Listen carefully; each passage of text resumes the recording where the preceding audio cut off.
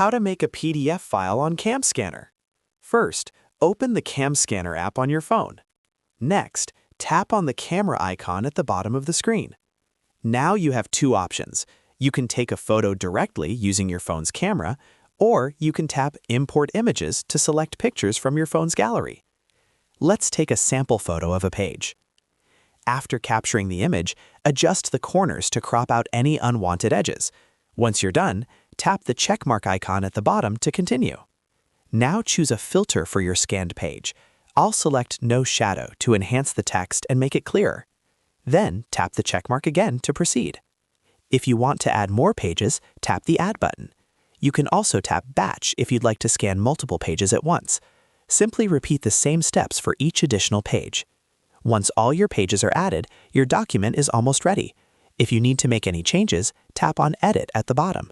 From here, you can rename the file, rearrange pages, or make other adjustments.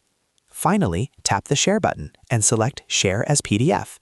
Now choose where you want to send or save your PDF file.